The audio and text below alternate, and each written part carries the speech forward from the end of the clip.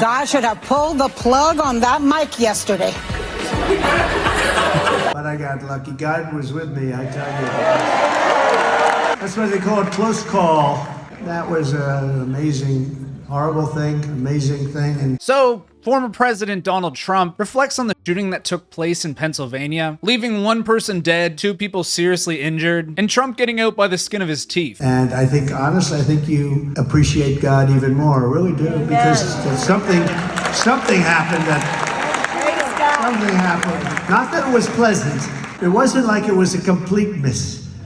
I mean, as Trump mentions, if it wasn't for him turning his head, this would be a whole different story. If I had not moved my head at that very last instant, the assassin's bullet would have perfectly hit its mark, and I would not be here tonight. We would not be together. And Trump being a Christian, and he believes that his life was saved by God. And as I mentioned before, there was 3 other victims involved, with a former firefighter, Corey Comparator, passing away at age 50. And during his RNC speech, he ends up honoring the firefighter by displaying his jacket.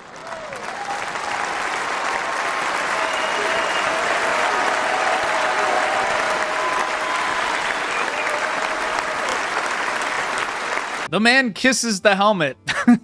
I mean, everybody expresses themselves different ways, I suppose. But anyway, Joy Behar of The View was not happy about Trump, in her opinion, making it about himself when there was actually victims there that got heavily injured and one deceased. I want to point out one thing.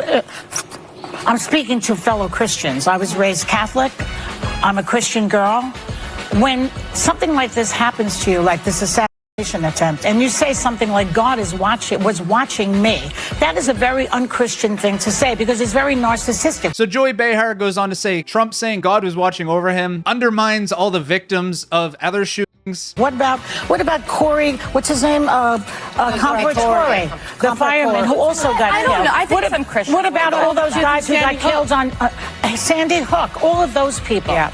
It's, oh, God was watching me and not watching them. And then co-host Anna Navarro says God should have pulled the plug on the mic when he was speaking. There's something very disturbing. God should have pulled the plug on that mic yesterday.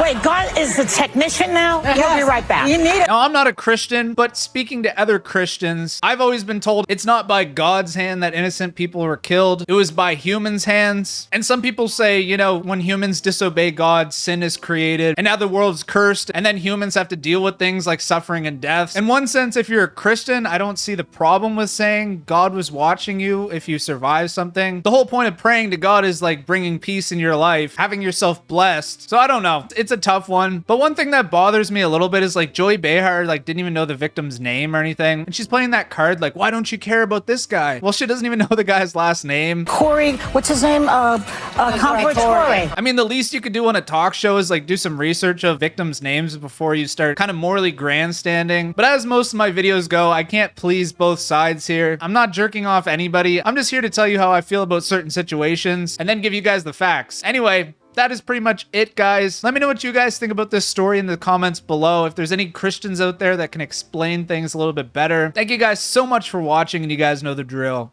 Ta-ta for now.